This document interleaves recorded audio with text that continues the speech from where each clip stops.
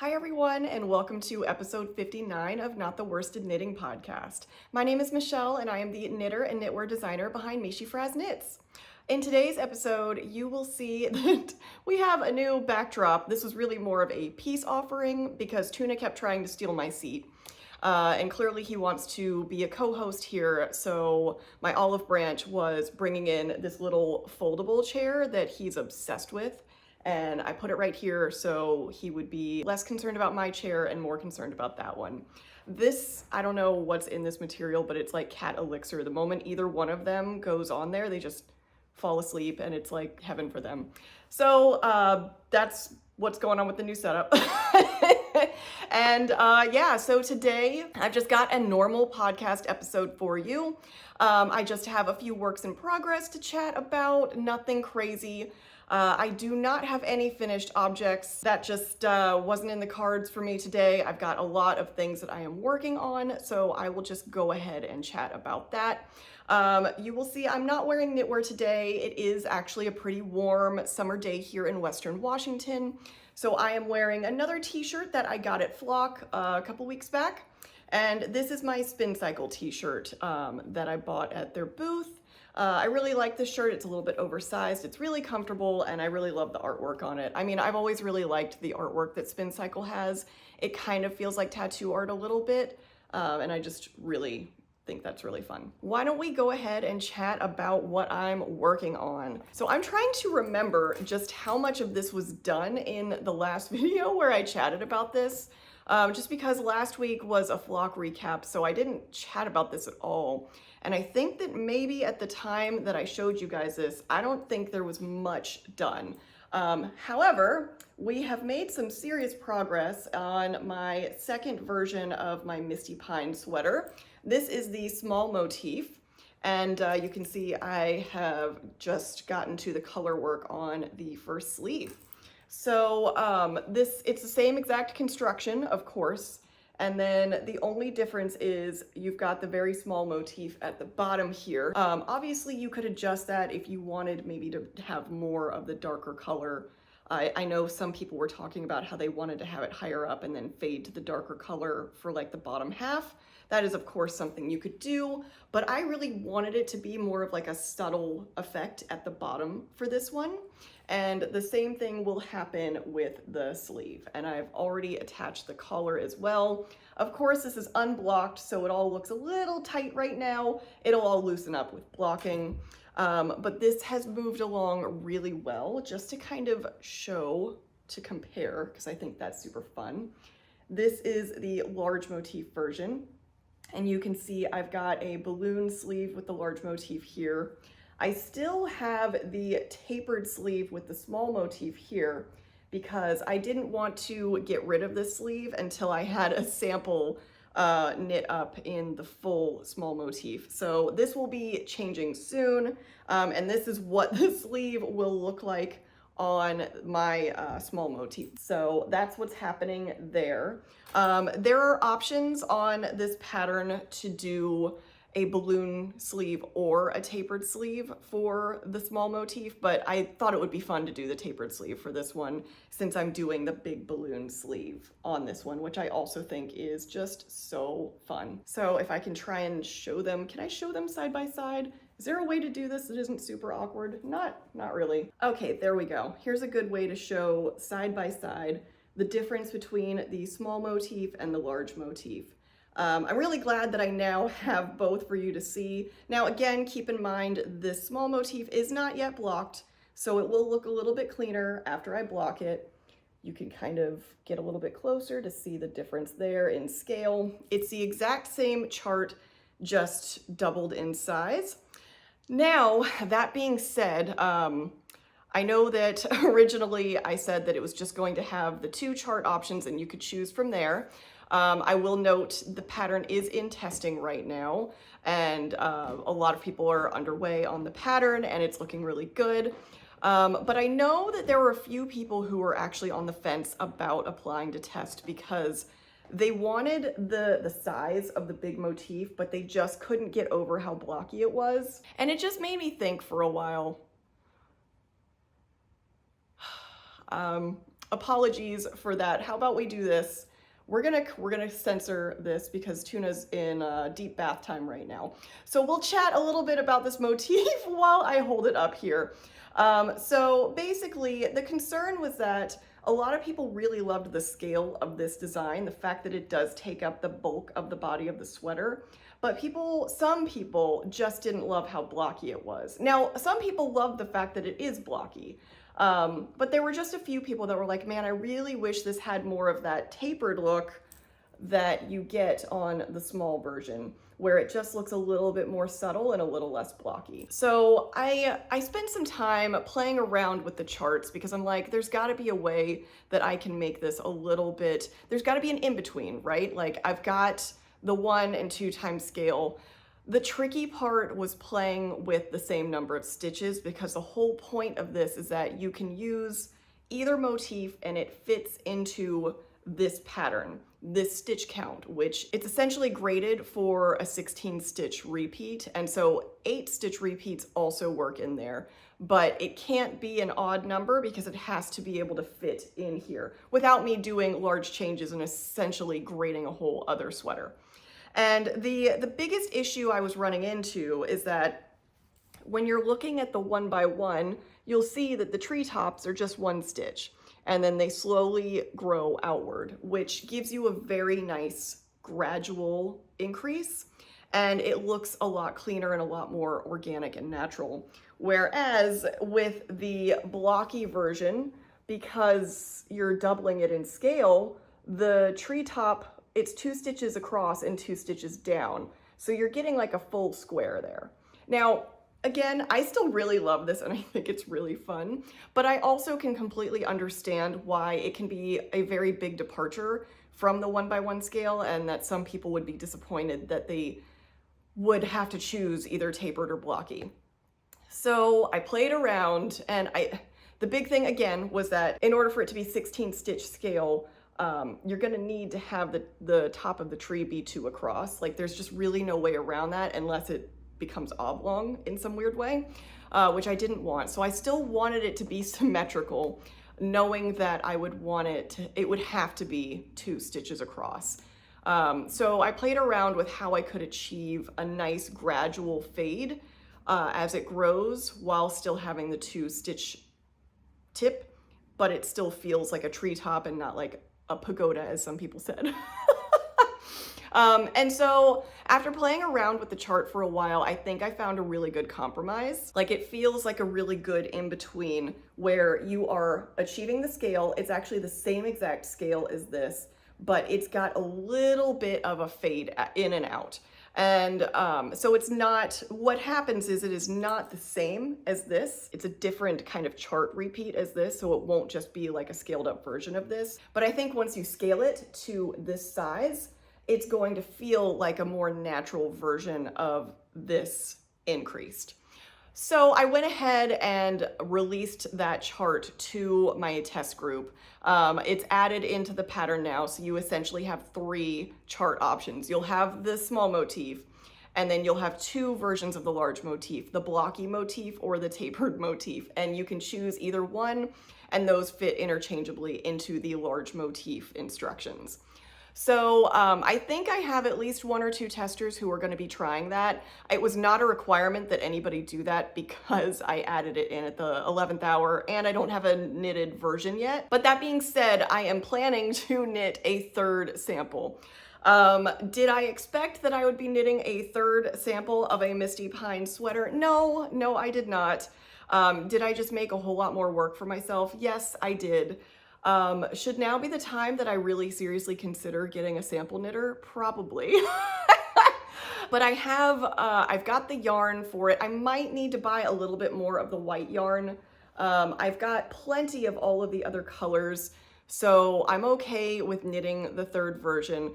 I will say though, there is a part of me that's also considering, since I will have to potentially buy a new main color yarn, part of me is wondering if the 3rd version I do should maybe be a slight departure in colors, like maybe swapping some things and having the main color for my 3rd version be a very light gray that fades, And then maybe instead of the beiges, I switch that to green. So it's kind of like the green and gray, because I love this color palette. I absolutely love it. But I would love to see a version where there is a little bit of green in it as well. And I do have a few testers who are incorporating green and even blue into theirs. So it's just got me thinking. Again, I don't know, for the sake of the sample, I might knit it in the same colors because that might be the best, so people can just see exactly the differences without any other changes. And you know, you'll be able to see my testers versions to see other color options. So I have to think about that. Basically, I need to see how much of this main color yarn I'm left with once I finish this version, and redo this sleeve. Although I'm gonna be honest with you, redoing this sleeve might take a back burner until I knit, I don't know, third version? I'm not sure. It's a lot. So yeah, that is the progress on Misty Pines. I'm excited because I love each of these for their own very specific reasons. I really love this. I think it's fun, it's bold, it's kind of wild. I also get completely why it's not everybody's cup of tea. And I'm not trying to make every design conform to every person because it's just never gonna happen. You're gonna like some things, you're not gonna like others, and that's just the way it goes. But I had enough people commenting that they would love to see a big version that was still tapered that made me think that there's got to be a solution where you can still achieve that same effect with a bigger scale. It was one of those things where once it was in my brain, it was gonna be there until I figured out a solution. It's just, I don't know, I just really needed to find a compromise and a good option for an in-between. So I'm really looking forward to knitting that version up just so you can really see the difference between the three. And I think what that's going to give you are options that can achieve very different looks depending on what you are going for. What I love about this one is the subtlety. For the most part, this looks like a very plain sweater, and then at the very bottom, you've just got a little bit of very subtle color work, and it will be the same on the sleeves. This one, you're not hiding. This is bold. You are making a statement. It's meant to be fun. It's meant to be in your face. And it'll be really interesting to see how the third one compares to this, because it's still gonna be bold, but it might feel a little more organic, and I'm interested to see how that changes kind of the overall vibe of the sweater. So that is my progress on Misty Pines, and stay tuned for more to come. I'm really trying to knock out these sleeves, so hopefully this won't take me too much longer, and then I can get started on the third one. So we will see how that goes. By the way, I just need to say, I know everything is kind of sticking out of it right now, but this mica bag that I bought at Flock, absolutely love it. It actually fits all of the yarn. So I've got, let me see if I can show you because it's kind of a mess right now. I have all of these 150 gram skeins in here, all wound up. There's just a whole bunch of them all under there. You probably can't see them all. I also have my notions pouch in here, and I can still fit my sweater in here. If I shove it in, because I'm doing this on video right now. But I have my sweater in here, and I can still close the thing. Like, this has, I think, 7 balls of yarn in here and an almost finished sweater, and I'm still able to close that drawstring. Like, how great is that? And it still has pockets for me to hold other things. It's fantastic. I cannot say enough about this bag. This is not sponsored. I just really love this mica bag, and this was a very good purchase. Also, because I completely forgot to mention that all of these Misty Pines samples are being worked up in Blue Sky Fibers Woolstock worsted in a handful of colors. These are the colors that are used in their neutral bundle. So you can check that out. I will have everything listed. Like, once this pattern is ready to go and all of that, I'll have that listed. I think I list all the colors on my Instagram post that talks about this. So if you wanted to see, you can find that info there, or just ask me and I'll let you know. It's not a big deal. All right, so next up, we've got my other work in progress, which I did share last time, I think. And there's really not much new. I don't know if I've actually done anything on it since I last shared it. I'm gonna hold it over here so you can hopefully see it. This is very sad because it's not grown at all, but this is the very beginning of my Fidalgo cardigan. I don't know if I mentioned the yarn last time, so I will mention it today. This is Malabrigo Rios in the color Pearl 10. So it's this very beautiful, vivid, rich purple. This is yarn that I had in stash. I had actually bought this last year. I bought it in the color Pearl 10 and Pearl. And Pearl is kind of like a very, very pale purplish gray. I suspect that it being called Pearl 10 means that this is the pearl dyed 10 times and the just pearl is just one time. That's completely an assumption. I don't know if that's accurate or not, so don't come for me if I'm wrong. But I had originally bought those thinking that I was going to do a sweater version of my Tally Alley in it. But I knit it up and I didn't like the gauge. I think Tally Alley really needs to be at a fingering weight gauge, sport weight at the maximum. So that's still something I'm ruminating on. I still would like to make a sweater of that at some point. Honestly, I need to find the time. So that's on the back burner. But anyway, I had this on hand and this is technically a worsted weight, but I would consider this to be like a light worsted heavy DK, which is perfect for my Fidalgo cardigan because this is knit up in So Happy Jane's Confetti worsted. This is in the color Little Bit Shy. Also, if you are still interested in getting her confetti worsted yarn, I would definitely order now. I'm gonna have all of the links for So Happy Jane's yarn listed below. Just so you know, these are affiliate links because we are working together. I will get a very small percentage. Now, it doesn't cost you any more. It's just, you know, an extra way to support me, mostly because Heather is awesome and offered me the option for an affiliate link. So that is just something I wanted to let you guys know about. I'm not trying to hide it. I'm also not trying to push you, so don't feel pressured in any way. It's just an extra way to say thanks and support me. So I will have all of those links below, but the confetti worsted, so I'm sure that you are familiar with all of the issues going on with the mills right now in North America and outside of North America. Really, I shouldn't, just outside of the US, actually. If you're not familiar, it's becoming a little bit more difficult for dyers in the US to source particular types of yarn, get particular types of wool, just with everything going on. So I believe that this original base, this confetti worsted base, I don't know if Heather is ever going to be able to get it again. The mill sent her a different version, their like new version, and it's completely different, like night and day, not even close to the same yarn. Felt way different in terms of how tweedy it was, and it wasn't a good match. So whatever she's got left of the confetti worsted is all there is. So I would definitely check her website if this was something that you had your eye on, and snag some up now while you can.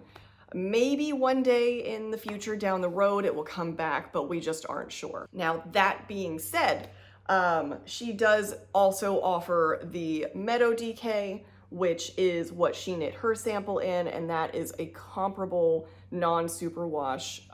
It's technically a DK weight yarn, but it knits up at the same gauge. And so this is something that I will be working with in the future. I'll chat about this in a few minutes. But anyway, basically this is a worsted weight. The Meadow DK is a DK weight, but I would say Meadow DK is kind of a heavy DK. Confetti worsted is kind of a light worsted. And so those basically knit up at the same gauge, which meant that this Malabrigo Rios was also a really good option. And I knitted up at the same gauge without any issues. So that is where I'm going with this. So this led me down another fun rabbit hole though, because I was thinking about the fact that it's funny, it's hard to see because it's against my black shirt. So I'm gonna just keep holding it up. You can see how deep and moody this purple is. And I've been thinking about buttons. I know I have a long way to go, but it's a cardigan and I want to think about what kind of buttons would look good on this, because it might be difficult for me to find a certain type of button that I want, especially now because I know one of the button places that I really enjoyed, especially because of the style of buttons, was a shop in the UK, and I don't know if I'll be able to order from them for a bit. So it had me wondering what I could do with buttons, and this ended up leading me down a huge rabbit hole.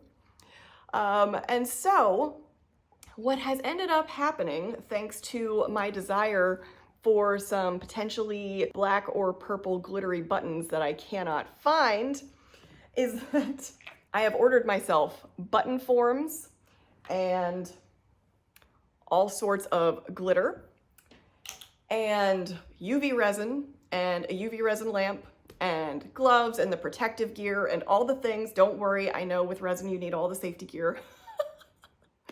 Because apparently I'm going to make my own buttons for this cardigan. I'll backtrack just a little bit to explain what got me there. So my husband Thomas, he paints Warhammer figurines. They're like little, very small models that you build and paint. And it's essentially for a wargaming tabletop game that you play. But a big part of the hobby is actually the building and painting of the models. And they're seriously, they're like this big, they're tiny. And so he's really skilled at that. He's actually doing a little bit more with building up the bases that the models sit on now. Like they come with just a very basic base and you can decorate them how you want. But there are some people who will go like really above and beyond with certain bases. And he just bought this army. I don't remember what they're called. Idenith Deepkin, is that right? If it's not, I'm sorry. But basically they're like water guys, you know? I don't know, they're in the water, but also not. So he actually bought some resin for himself. So he wants to make these bases that are kind of like an underwater scene. So they won't be super big, like they'll still only be about this big, but he's going to place things in it and then fill it with resin so it looks like you can actually see underwater and have the little creature guy above it. And so I saw him get all of this stuff and it just kind of, it sent me spiraling because when he got it was actually when I was sort of working on this. And it just made me think, like, what if? I know that a lot of people make buttons with resin. Thomas has a lot of this stuff to get started with, so there's not necessarily a ton of things I would need to get. I mean, that being said, I did end up getting a ton of things because they're inevitably, you start a new hobby and there are 1,000,001 things that you realize that you need. Like you always start it and you're like, oh, okay, I only need these 5 things. And then you get those 5 things, you watch a YouTube video and you're like, I clearly need like another 25 things. And actually that thing that I bought is maybe not what I actually need. So you know how that goes. You're in a knitting or fiber related hobby, so you get it, you understand. And clearly I need more hobbies because I've just got so much time to fill. But I do think it would be really fun. It's something I've always thought about just as something that would be fun to try. And especially because, you know, I've talked to you guys about this where there was one time where with my field day cardigan that is in that really vibrant green yarn, I had in my mind this idea of these like really fun green glittery or like painted buttons. I can't remember exactly what it was now. I had seen them on somebody's YouTube video and I could never find them again. I think the closest thing I found was maybe on the Pigeon Wishes Etsy page, Etsy shop. But I couldn't find exactly what I had seen or at least had imagined in my head based on what I'd seen. And so it had always got me thinking like, you know, if I just bought some of these things, I could play around and essentially achieve what I'm hoping for. Hopefully that's not incredibly optimistic, but you know, I went to art school. I should be able to handle this. So we are going to see at some point, I'm going to play around with some buttons. And so I did get bigger things of glitter, but for now I got these little like starter sets of maybe a couple of different glitter colors I could try. What I was actually thinking was just doing black glitter because a lot of black glitter gives you a little bit of that like purpley kind of hue anyway. So gonna play around with that and see what I come up with. I'm hoping that with UV resin it's a little bit easier and quicker because, you know, you put all your gear on, you mix everything in the little molds, you use your UV light, and then after a few minutes, it's done and cured and ready to go. When it comes time for me to seriously start playing around with buttons, that will be, I think, a fun little weekend project that I'm going to do. And we'll see what I think of it. We'll see if I enjoy it. I think part of it too is I was so inspired by Wendy hand making her ceramic buttons, and I just love them. And I love the idea that I could work with just handmade buttons and really customize it. Obviously, I don't have a kiln. I will probably never have access to a kiln. So any sort of ceramic or pottery, I'm going to Wendy. She's my girl. She's my go-to. She makes amazing things. Also, if you follow her, you might notice that she is starting to work on like little notions bowls, and they are gorgeous. And I've already let her know I want to order some. So that is Wendy of Very Warm Stripes on Instagram, and her Etsy is just Warm Stripes. So take a look there. But yeah, it just got me thinking about, you know, I can make my own buttons for something like this if I want to, especially like Thomas is working on resin, so I'm gonna work on resin. So we'll see. I'm thinking that whenever I decide to actually spend some time doing that, I might go ahead and film it, like just set my camera up while I'm doing it and see how it goes. And if the footage is worth sharing, then maybe I'll share that. So let me know if that's something you're interested in. It's okay if you're not. I know that has nothing to do with any of this, but you know, it's just kind of a fun little side hobby to go with the main one. But that is my progress / not progress on my Fidalgo cardigan. And then next up is just a future project, which I hinted at last time. This obviously is the Sustain Meadow DK base from So Happy Jane. This is in the color Night Bloom, this gorgeous like orchidy purple.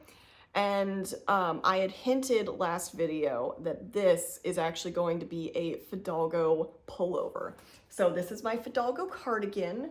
I love it. It's so comfy. It knits up so quickly because of the light worsted heavy DK nature of it all. And so from the moment I finished that, I knew I wanted a pullover. I know exactly what it's going to be. It's going to be graded almost exactly the same. The sizing will be the same. The gauge will be the same, all of that. The big thing that I am debating right now is whether I want it to be a crew neck or a V-neck. And I have arguments either way. I'm not entirely sure. I have not decided which way I will choose. Some days I'm like, a crew neck would be really nice. And then other days I'm like, but a V-neck could be cool because I mean, it's a V-neck cardigan. I don't know. So let me know if you have opinions or thoughts on the matter, if you have a preference on what kind of pullovers you like. I typically like a crew neck better, but then again, a V-neck construction could be really fun. So we'll see what I end up going with. This is what I will be working on after I finish my Misty Pines. I do actually have one other project that probably needs to fit in between, but we'll see. We'll talk more about that in a little bit. But we're not ready for that yet. I'm so in garment mode right now, but I do have like a shawl scarf idea in mind that I really need to get started on as well. I just need to knock out all of my many Misty Pines sweaters. So those are all my works in progress, my future works in progress, everything going on with that. And that really covers all of my knitting chat for today. I guess all I've got left is actually book chat, but I realized that it's been a few weeks since I've done book chat, so I've got a few books to talk about and kind of catch up on. So I figured that I might just go down the list. I'll talk about what I'm reading now and then talk about what other books I've read the past few weeks. So the book I'm reading now is called We Are All Guilty Here by Karen Slaughter. So I just started this. I'm not super far yet, but it takes place in a small town, and there are two teenage girls that you're sort of introduced to in the first chapter. They essentially go missing. It seems that they've been kidnapped and they're missing. From there, you then follow the detective of this small town. She's a woman in her like early to mid 30s, I believe. And you're basically following her as she's navigating through this small town and all of the people that she's talking to. It's tricky because it's such a small town. So her boss is her dad. Everybody that she's interviewing are people she's grown up with or people that see her all the time. So it's almost like friends and family that she's working with to try and figure out who could have been the one to kidnap these girls. All the while, she's thinking about the statistics that she's read when she was in school about the amount of hours that go by and the probability of finding these girls alive after a certain amount of time has passed. And like, as the clock is ticking down, she's thinking about the percentage dropping and what might be happening and how quickly she needs to get to them. And so you've got all of this internal dialogue while she's also just interviewing all of these people and uncovering so much information about these girls that she didn't know about, nobody knew about, this like completely other life that was going on that everybody just kind of assumed wasn't happening. So that's been really fun to read. Again, you know, I'm not super far along yet, but I'm enjoying it. I really like the pacing of it so far, so no complaints there. The book I just finished a few days ago is called The Women by Kristin.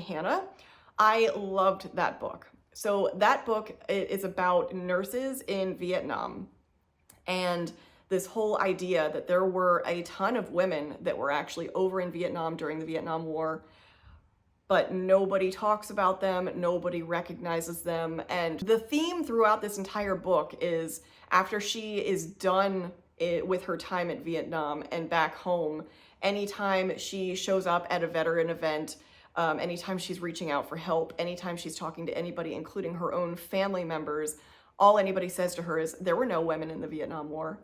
There were no women in Vietnam. And it's just this theme that's hit over and over again. And even when people recognize that there were women there, nurses who actually saved soldiers' lives, nurses who were dealing with just as much trauma as the men who were there, they still just don't think it's a problem in the way that it is for men. Like, the women dealing with PTSD are shrugged off because they're like, just go talk to your women friends about it. Like, you're fine. You weren't actually a soldier. You weren't actually fighting. So it's just a really, really interesting story that it just takes you through all of the highs and lows. I think what's really interesting too is this main character that you follow. She and her brother both go to the Vietnam War. And while her brother is seen as a hero, she is not recognized at all in any way of being someone who went to the war. Like, her dad won't even recognize it.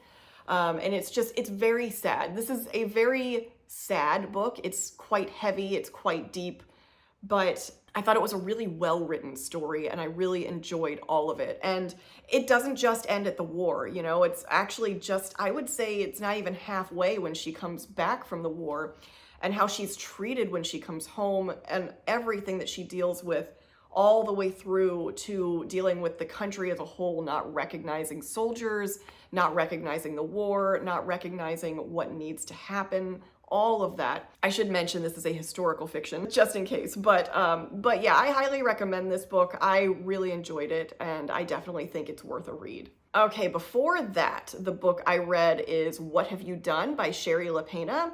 And this is another like murder mystery kind of book. And this starts out with a high school girl is found murdered in a field on a farm. And this is sort of another small town kind of vibe. It's a very rural town. This kind of shakes the town to its core because she was a very beloved member of the community. She was well loved, and everybody is just shocked to find her in this way. So with this one, it's a little bit different because you're actually following all of these different characters and getting their take on what's happening and trying to figure out who could be the one who murdered her. And there's even a few moments where you actually interact with her. So it's quite interesting. I don't always love that, but I think it was done in a way to where it didn't bother me. And so it was fun to kind of pop around with all the different characters. I will admit, and maybe it's because I read a lot, I found the ending to be a little predictable. Like, who it ended up being, I kind of suspected pretty early on. Like, the first time that character was introduced, I was like, this seems a little suspect. So there are a lot of red herrings thrown in, but it does feel like a little heavy-handed at times, like, well, this seems too obvious in a way. But it does deal with some things. It deals pretty heavily with the struggles that high school and young girls deal with, the level of misogyny, of not being believed when they tell somebody about something a man has done or said to them. And you're dealing with this on a different scale, just depending on which character it is at the time. And so I think it was a good read. Again, a little bit predictable, but you know, it was a fun, quick read. Those are all of the books that I have read that I haven't chatted about. That's everything I've got to talk about today. You can see I have clearly put Tuna to sleep with all of my knitting and book chat. Hopefully I didn't put you to sleep. But if you stuck around until now, thank you so much for watching. If you would like to get in touch with me, I am meeshyfrazz on Instagram, Ravelry, and Blue Sky. You can email me at meeshyfrazz@gmail.com, and you can find me on my website, which is meeshyfrazzknits.com. Thank you so much, and I will see you next time. Bye.